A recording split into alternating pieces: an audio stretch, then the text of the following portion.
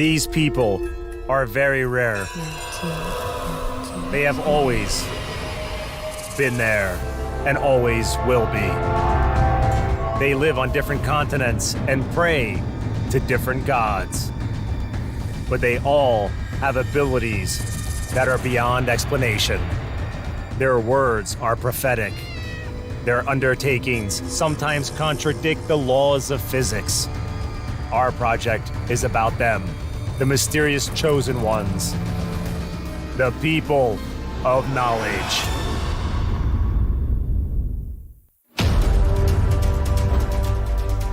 Bolivia.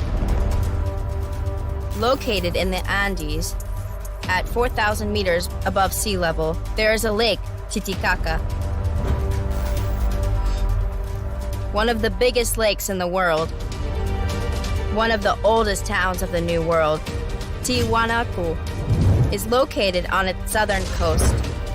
The homonymous South American civilization existed here before Christ. It was already considered ancient by the Incas.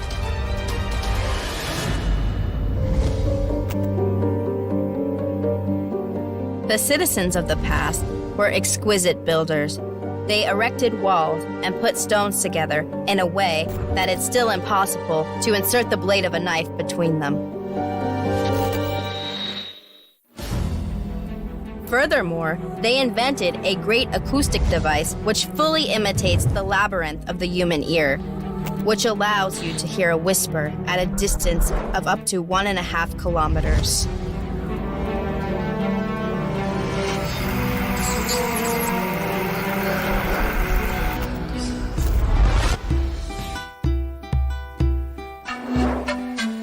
This mystical ancient town only appears to be a deceased monument of a past civilization.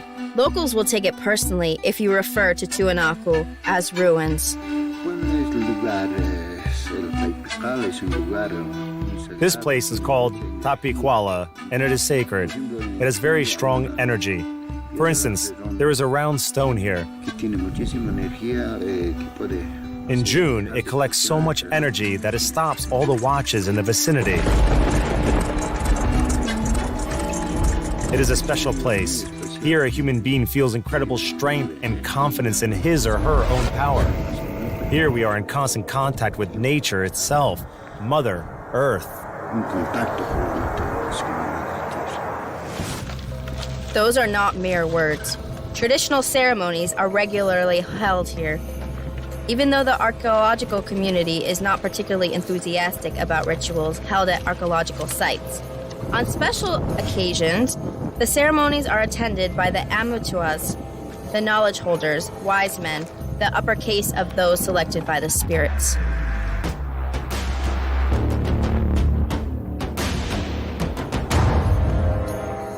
Routinely, if a need arises, a ritual is performed outside the walls of the city.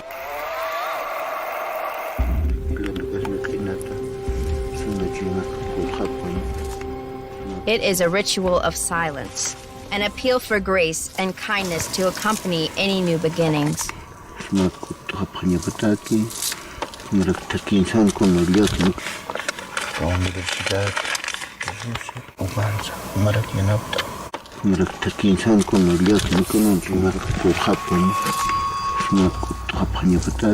The descendants of the European migrants considered the Indian population to be inferior, not bothering very much to provide for them or to give them access to creature comforts.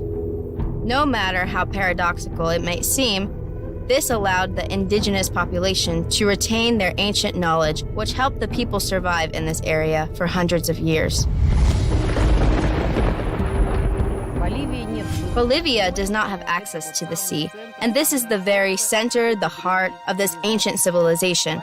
That is why magicians have managed to preserve their traditions here. And those traditions of shamanism, of curing various ailments, magical rituals go far back as the 2nd century before Christ.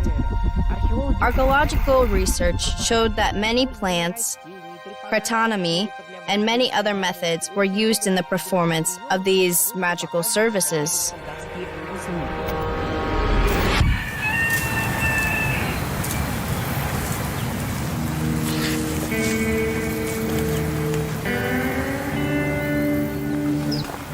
Look at what the hail did.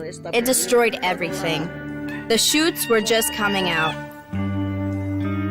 I don't know what's gonna happen now.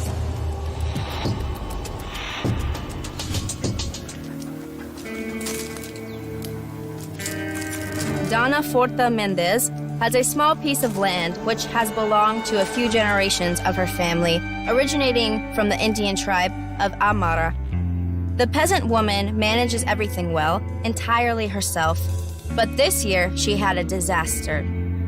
The hail, which is very rare in this area, fell 2 weeks ago and destroyed all the potential crops of corn and potato, the traditional foods in this area.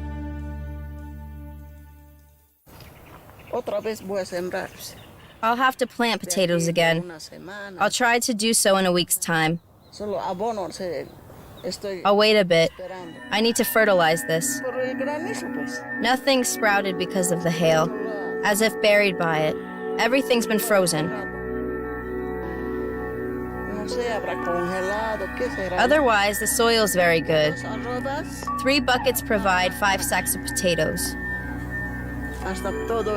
It would last me for a year. I also grow onions and carrots, but I didn't plant much of it this year. Over there are radishes and carrots. My chicken scratched it off.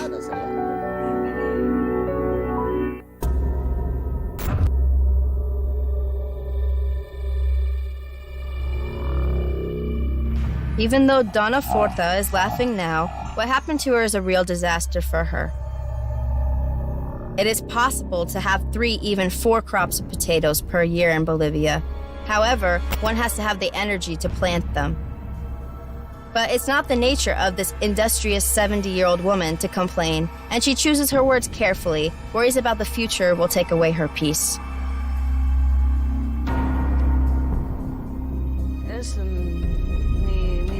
Life is like that.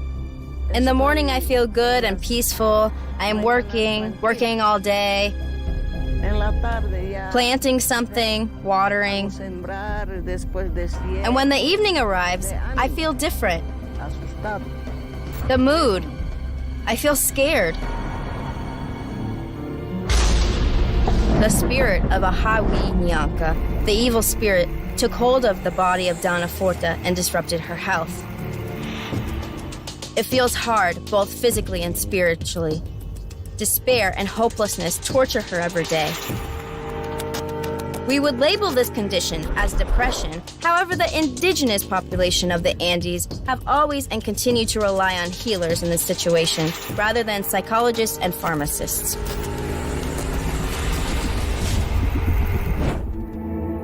Why would Donna Forta need a licensed doctor from the city when there lives a well-known wizard, Hampiri Carlos Prado, a man with powers about 10 kilometers away?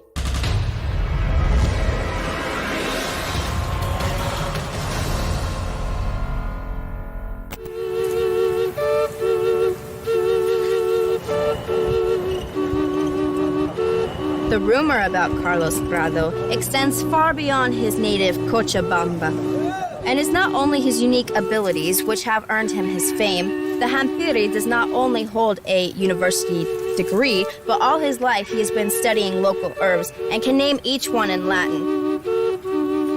The depth of his knowledge is very impressive. Having visited Donna Forta and having talked to her, the healer is now compiling a treatment plan. Nearly all people on Earth have their own rituals dedicated to balancing one's psychological state. Amara Indians call this ceremony Pichara.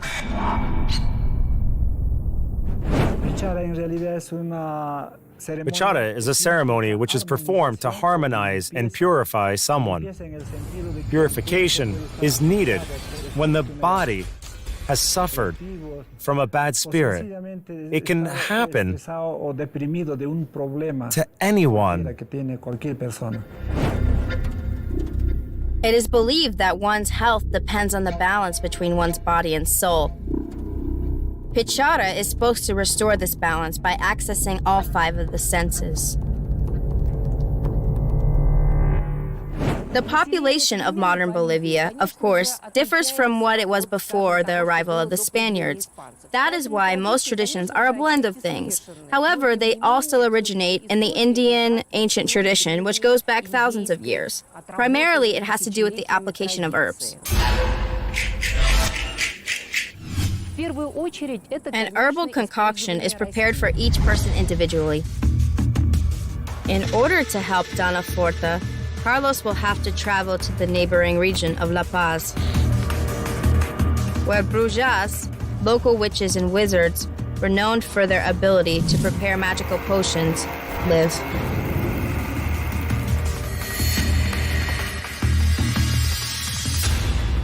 But primarily, the healer goes up to the mountains to find a rare species of tree.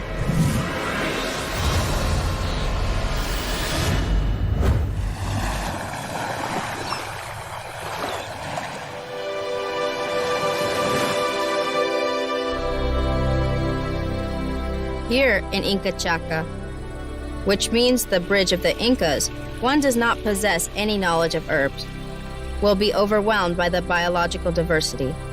However, Carlos feels at home here in the mountain forest, where clouds float over the transparent waters of the lake.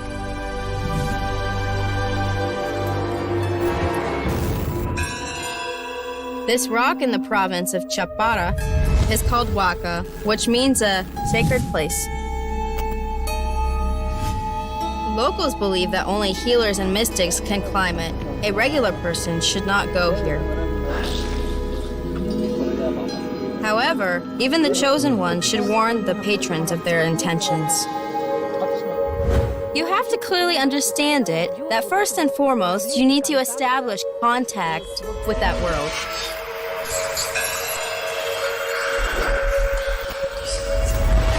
To start with, it is believed that you have to establish contact with the gods, the ancestors, the patrons.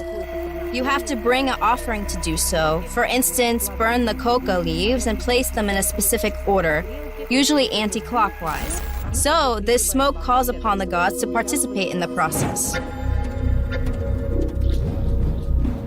Whatever you want to do, you have to appeal to the spirit of Mother Earth, Pachamama. Carlos does a ritual in which he pleads to Pachamama not to be angry with him for taking the tree away from her and explains to her why he needs it.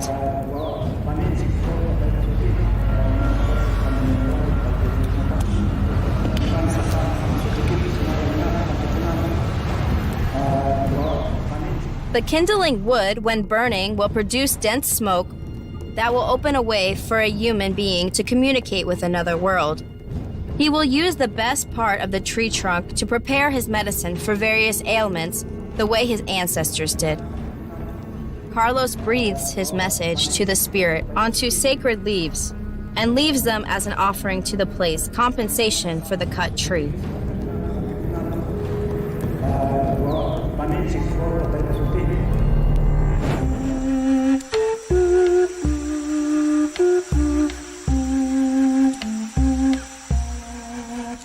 This area is almost sacred.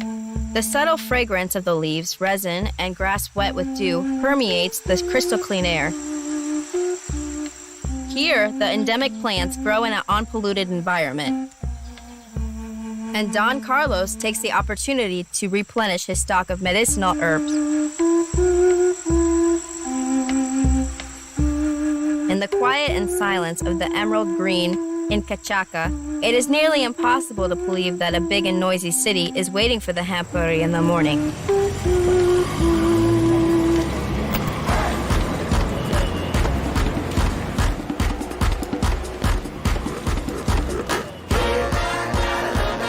La Paz is the largest city of Bolivia, effectively the capital of the country. A famous witches' market is located in the center of this modern, bustling city.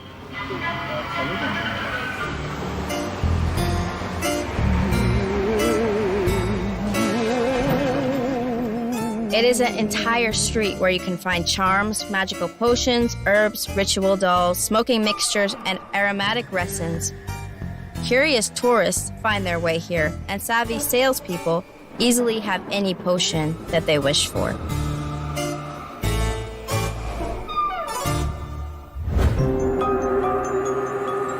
love and attraction spells, those drops will bring you money. Those will protect you against the evil eye. This potion will help you with wrinkles, and this one to get rid of calluses. Here's a powder against enemies. The same powder will help with bloating. Potions for impotence and the loss of hair are the most popular. In a word, the windows of the witch's market virtually imitate TV ads at prime time. Those medications work. However, they have side effects too. For instance, a headache is treated by smelling a powder made from a local tree. And it works, but then you feel very sleepy. But no drug dictionary will tell you that. That's what ancient medicine is like. You know, it's not written anywhere. It still holds a lot of secrets.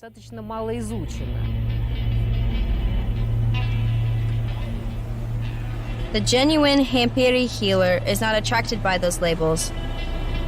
Don Carlos goes straight to the recommended saleswoman. She is also Aymara. The healer comes from Quechua tribe. There are a lot of differences between these people, no matter how alike they may appear. Carlos asks her a few questions about her methods. Do you make it yourself or purchase it from other people? We buy the charms, but those herbs and dolls are ours. We also prepare the tables. A table is a set of plants, charms, and food for the offering. Its composition varies depending on the ritual. The dolls are made of sugar, starch, or flour, and egg whites. They are decorated with drawings denoting the request to Pachamama or the spirits of the ancestors. All these things should be placed on a white paper sheet. However, Carlos is not satisfied with the standard set. He needs to prepare a complex table for Donna Forta. Over there. Let's go. Here it is. This table is ready. Let's see what it contains. Here's Sulu. Sulu is a dry fetus of llama or vicuna. It is an expensive yet integral component of any serious sacrificial ceremony. It appears in European fairy tales that speak of witches who add dry mice and frogs to their magical potions. This is how we get to know about ancient beliefs in animals who act as intermediaries between the living and dead.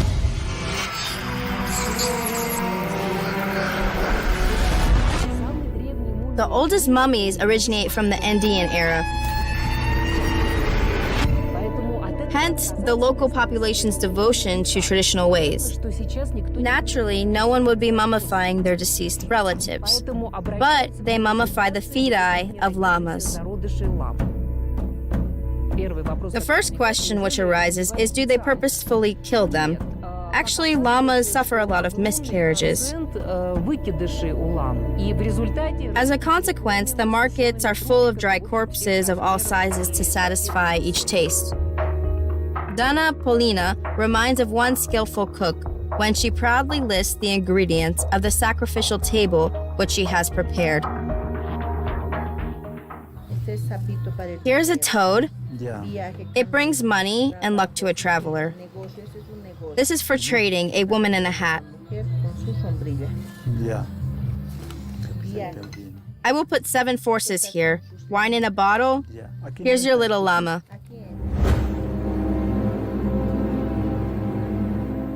A llama is always accompanied by 2 ritual cigars. Copal, mineral resin with an intoxicating aroma, frankincense oil, brown rice, white and colored cotton, and a gold leaf as a symbol of wealth. They all are components on the table. For the Andean region, famous for gold mines, those gold petals are not the most precious component. How much does the entire table cost? The entire table with your llama is 150. 150 Bolivianos is a bit more than $20, a considerable amount for a Bolivian peasant, but witchcraft is not accessible to all either. They say that in order to practice witchcraft in the Aymara's tradition, one has to be struck by lightning. How does one start to be a healer? Your trade is part of the treatment, isn't it? Yes, you're right about the lightning. If during a thunderstorm a person is struck by lightning, it gives him or her the power to cure people and to see all things. It can be inherited too. Were your parents also healers? All of them were healers, or could tell the future reading a cocoa leaf. I inherited this ability. One who does not have it in them can never learn it. Are there female healers? Those who get struck by lightning? Yes, those who get struck by lightning. You could see one woman here. Her hand is disfigured by the lightning. Another one squints all the time. Lightning marks people in different ways. That's the way to obtain power and to see all of this. Is it like a spirit who guides them? Yes, a spirit. A special energy they possess. Yes. Having added the mummy of a little pig for luck, both spirit communication experts put all ingredients of the white or sweet table together. Magical items, which the witch placed there herself, acquire more power as she utters her incantation.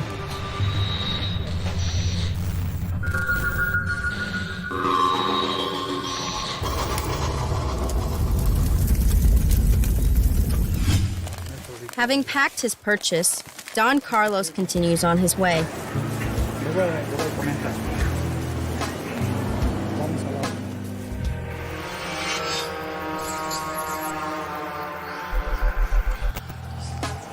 It is incredible, but strangers are attracted to him, asking for help as if they know he is capable of helping him.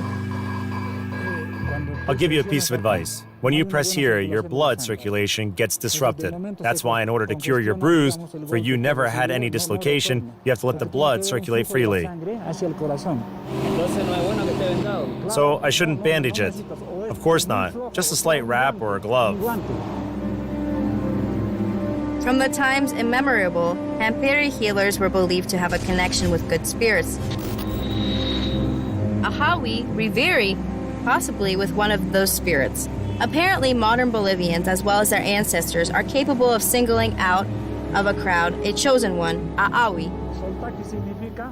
Saltaki, in the Quechua language, means something that joins together. It helps against bruises and sprains. How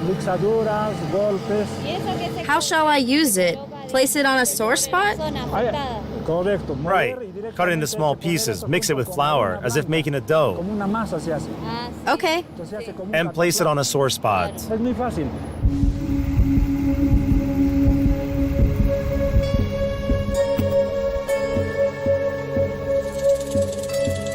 Before the sacred ritual, one has to visit an ancient sacred place near La Paz, the Moon Valley. Wind, rains, and volcanic lava have been creating this unearthly landscape for thousands of years. According to beliefs of the Amara Indians, the Achachila, male spirits of the ancestors, live here. They returned from the world of the dead in order to protect the people. Here, where the world of spirits is perceived to be as real as the world as the living, the stories of the Indians who hear and see the Achachila, the elderly men with the gray beards, dressed in national garments, are not surprising. Regardless of whether you believe in these stories or not, you can't help feeling immense energy and tranquility once you are here. The Hampiri not only communicates with spirits here, he also gathers herbs.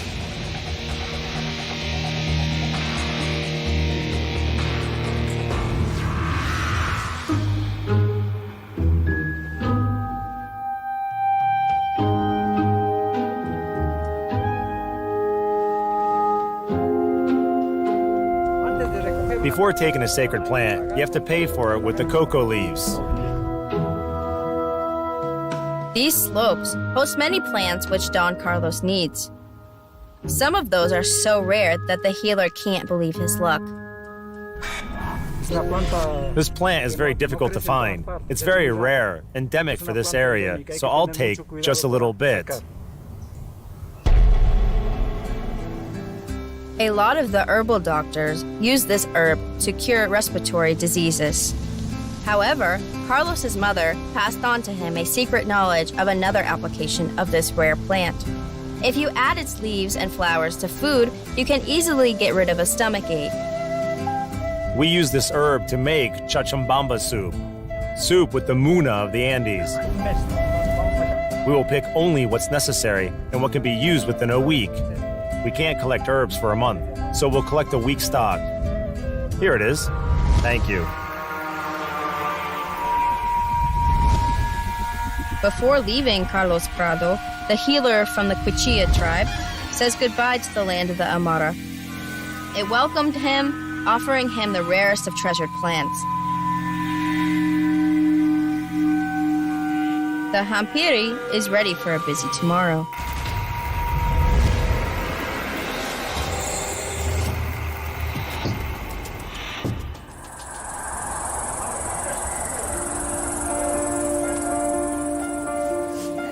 In the morning, like a doctor preparing to attend a patient, Carlos habitually places all of the herbs he collected into his doctor's kit bag. In this case, it is a ukuna, a ritual cloth made from alpaca's wool. Even though there are many things to take, the healer gets ready very fast, remembering that the tradition is more important than convenience. From now on, we can't use plastic bags. They are only for traveling. Here is our white table, which will be burned. You can't expose it before meeting with the patient. That's why we need a cloth to cover it. Okay, we've got it. Now we take some coca leaves to help us to diagnose the illness. Here is a tari. This cloth is called tari. We'll wrap our coca leaves in it. Next comes a strange set of tools and devices. A chulchul tool and a flying fish, wool yarn, a ritual belt, and a poncho. Then lastly, matches, herbs for burning, and frankincense. Let's put some frankincense in a tutuma. This is a tutuma.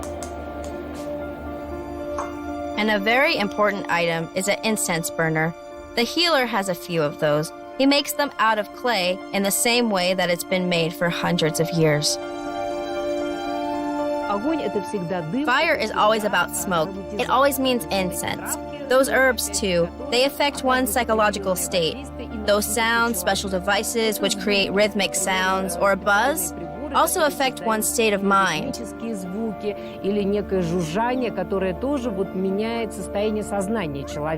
And a person willingly believes that this is a positive influence, beneficial to their health or to their psychological state.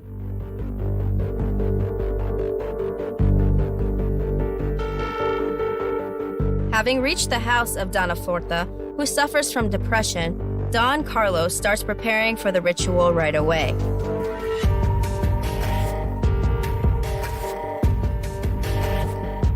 Donna Forta is nervous, but her dog seems to be fully balanced and in harmony with the world around it.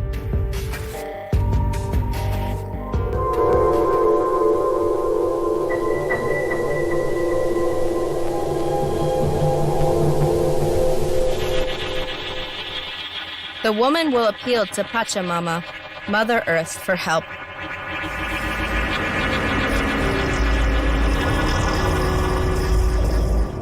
It is believed that it is only the sacred leaves which can accept the breath of the human being, open their heart to contact the invisible spirits, and make it accessible to the Hampiri.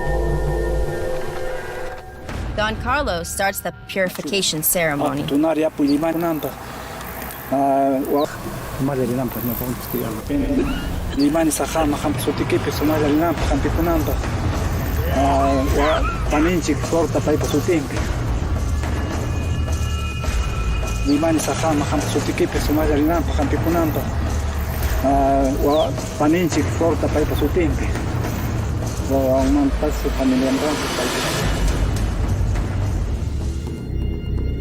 The smoke and burning incense bring together the healer, Donna Forta, and the magical world of the spirits, creating a unique space in which treatment can take place.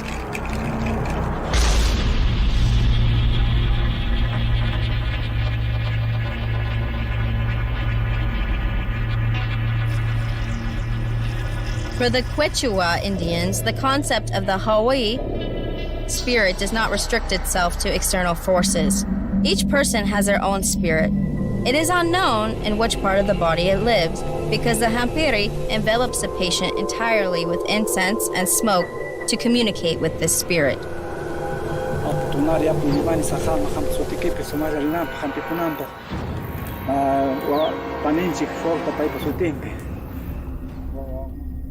The healer constantly monitors the condition of Donna Forta, asking her questions.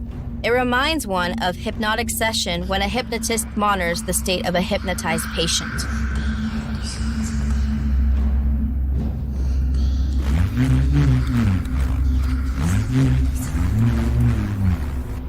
Now, Donna Forta is completely relaxed, and she hardly reacts to the words of Carlos.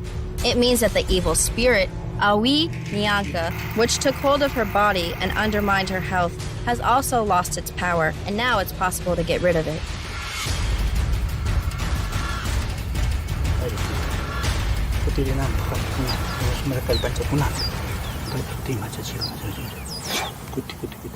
This dramatic deep exhalation technique is widely used in popular breathing practices.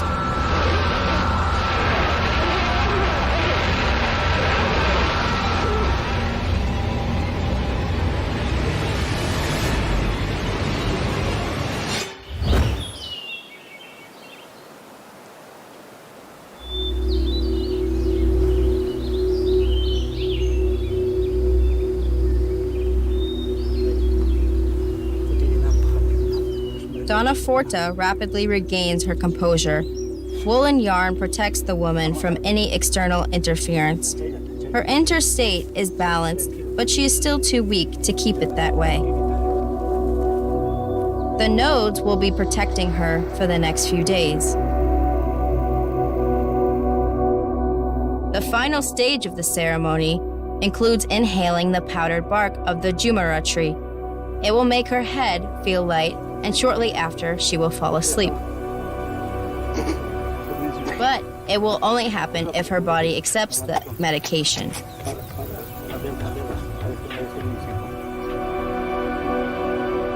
Sneezing means that the good spirit has been accepted by the body and that the powder will take its effect.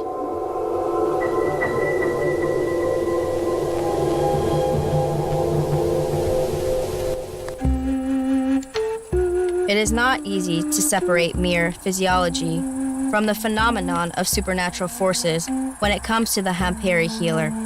Everyone here is confident of one thing. It requires a chosen person, a person with powers to help people, whether by means of herbs or hypnosis.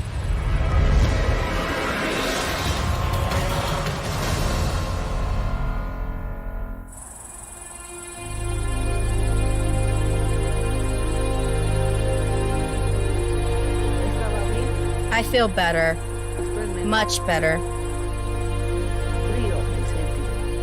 I felt cold.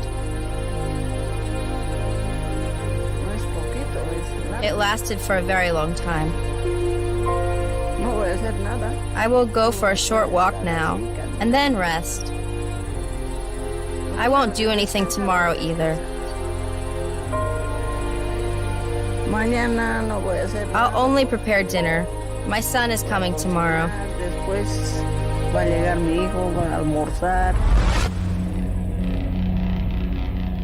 Donna Forta wants to stay by herself. It seems that her fears have retreated. But the healer does not seem to believe in the tranquility which the patient feels at the present. He agrees on another appointment with her to complete the ritual. He is concerned about the fire of the sacrificial table that hasn't completely burned up. Fire is a symbol of purity. That's why I'm watching it intently. It indicates whether the process is going well or not. Depending on the fire, if everything burns up or not, it indicates whether the process is finished or not. Back at his home, the healer confirms the importance of a smooth burning. He is looking for the explanation of the process he observed during the ceremony of Pichara. You could see that in the beginning the fire stopped, and nothing was burning on our ritual table. There could be two reasons for it. Either there was too much white flour, sugar, etc., which is in the tradition of the Aymara. I follow a different tradition, that of the Quechua. We are closer to nature. Or another reason could be that due to her religious evangelical beliefs, she is not accepting the rituals of the Andes. There is another detail in the ceremony. It is the most important and sacred detail, something that a wizard inherits and which is not visible to outsiders. But today, Carlos decides to disclose the secret to us. In the culture of the Andes, every healer has a little pouch, which is of paramount importance to them. This pouch is made of a piece of fabric which holds certain items necessary for treatment. It has to be inherited. It holds a sacred meaning and no one can touch or use it other than the healer. This is the main item, thunderbolts.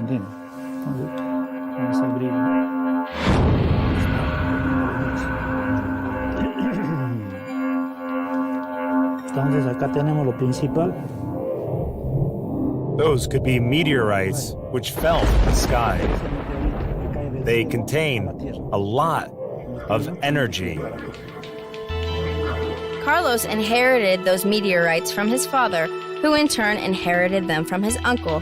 The uncle, according to the family belief, received it straight from the sky. They fell down when he twisted his leg up in the mountains, and they took away his pain, which allowed him to get back home safely. The peculiar reception area of the healer is full of jars and bottles with dry herbs, infusions and powders of different composition and purpose. And it feels like a system of scientific data. However, Carlos believes that the health benefits cannot be considered in isolation, and that it's not possible to develop a precise formula to achieve those.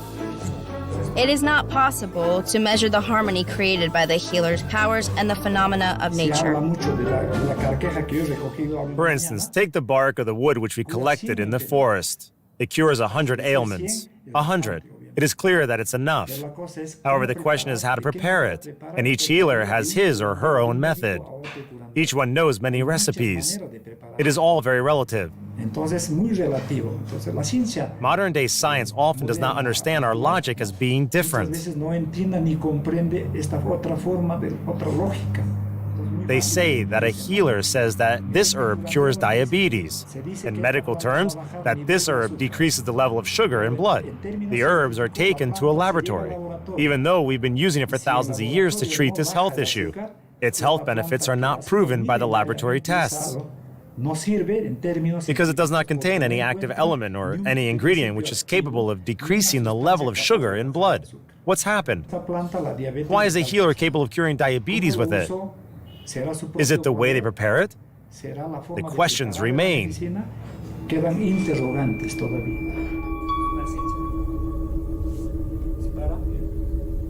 Finishing his work, Don Carlos cleans himself off the foreign energy. If he does not do that, he can fall ill himself, especially if a patient, in the same way as Donna Forta, resists the treatment.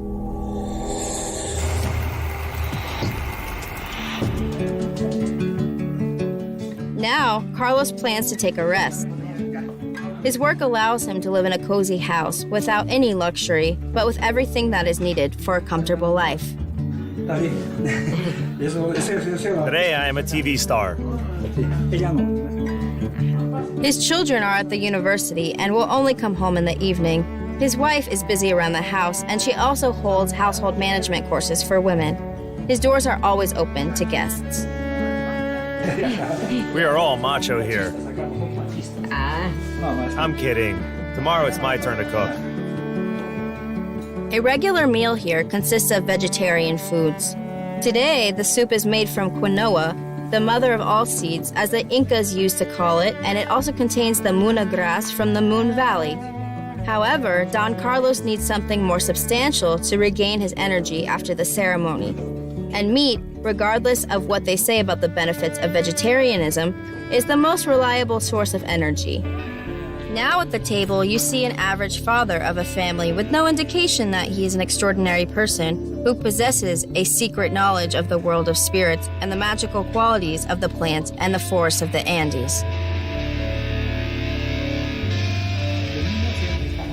As a child, I always helped my parents prepare medications, to collect and find plants. We looked at how our parents performed different rituals and learned that way. There were 8 children in the family, and naturally, not all of us were interested in it.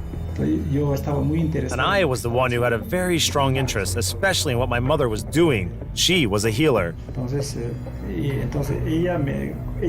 And she chose me as her apprentice.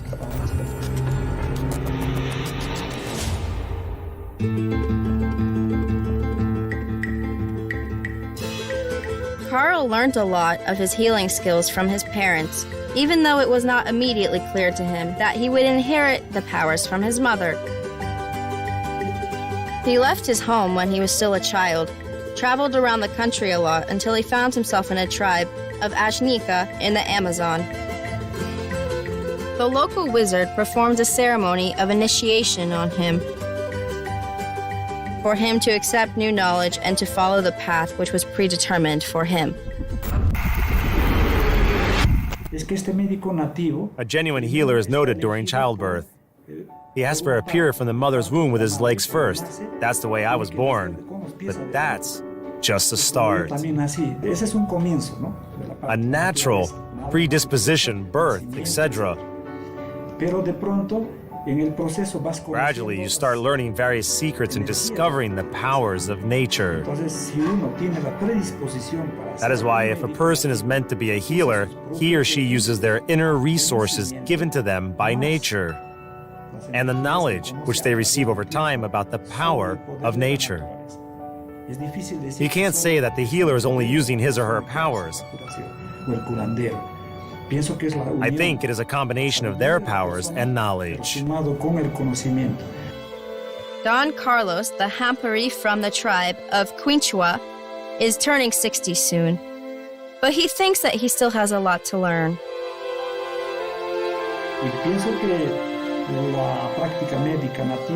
I don't think that a healer's work is finite.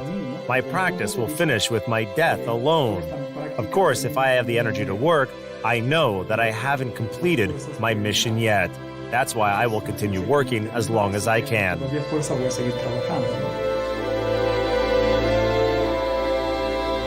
He has to have a lot of energy for years to come, as people will come to him every day, full of hope. Tomorrow, Don Carlos will find a way to make the fire burn out quietly, so that Donna Forta completely recovers. He will make a sacred fire again and again for those who need his help until it's time to pass his powers on to his children. And as long as the sun is shining upon those mountains, and there are the Quinchua and the Amara Indians in Bolivia, there will always be the people with powers, keepers of ancient knowledge, communicating with the spirits of the Andes.